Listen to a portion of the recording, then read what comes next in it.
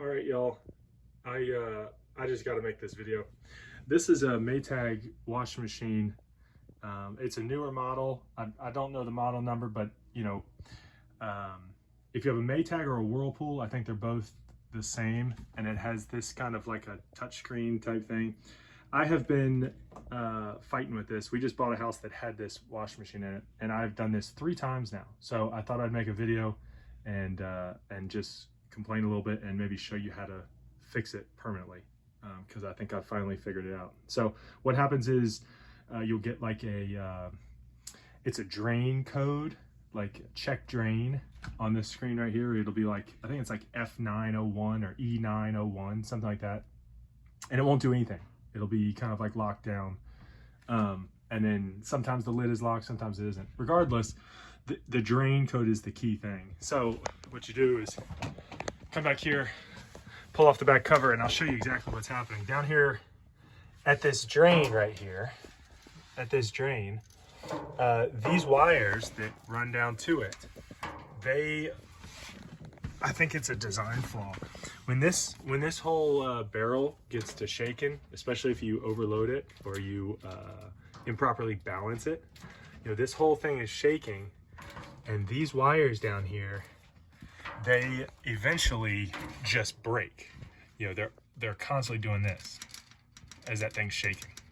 So they eventually just break. So that is what, if you get that code and you pull this back off, I would bet 9 times out of 10 that a wire is just broken back here. So what I did the first time is I just did a little butt connector.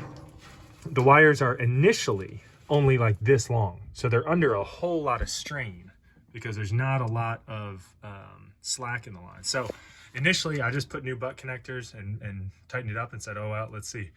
It broke again, a week, 2 weeks later. So I added more wire, and that lasted a good while. That lasted probably 2 months, 3 months, and then it just did it again. So it broke at the original thing. So what I did is, obviously I took it out, I put new spade connectors. It's just 2 little spade connectors that go down into here,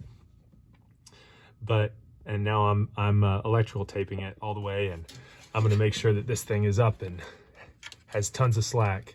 But that is literally what is happening with these things, is the stupid little wires, they are under too much stress, too much back and forth, and they eventually just break.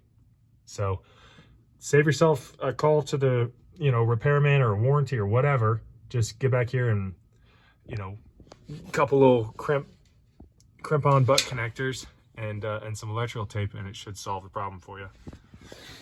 The last thing I wanted to tell you, which is not really, it's kind of hard to find out, this is a little bit just a bonus, but if you have the machine off and you go 1 2 3 1 2 3 1 2 3, it now pops up your kind of like your service mode or your diagnostic mode.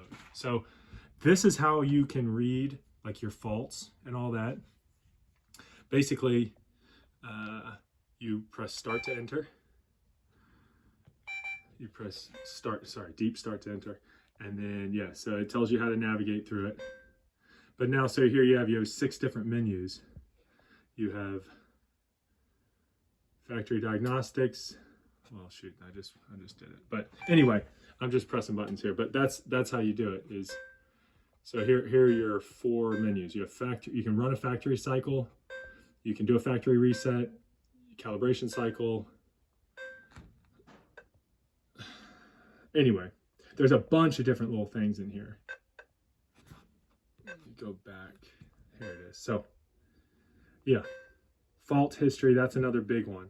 So see, if I select that, now fault history is empty. You can clear it, all that. It might help you in certain situations, but yeah, this is kind of like go, this is kind of back, and then left and right is extra wrench and remote enabled. But you can see all different kinds of stuff. I had to do it, I had to reset it to factory, to reset it to the factory mode once, and then I had to clear the faults a couple times, and you can test different aspects through here. But that's how you get to it, is you just 1, 2, 3, 1, 2, 3, 1, 2, 3, and it'll pop up. But yeah, there's not a lot of videos on how to access that, but that'll help you hopefully troubleshoot. But yeah, I mean this washing machine, like I said, we bought it in the house. It is manufacturer date of 2021. So this thing was probably bought in early 2022 and put in this house, and I have had nothing but problems. I mean, it's embarrassing. Maytag used to be kind of the name. So it's not anymore, and I won't buy another one, I promise you that.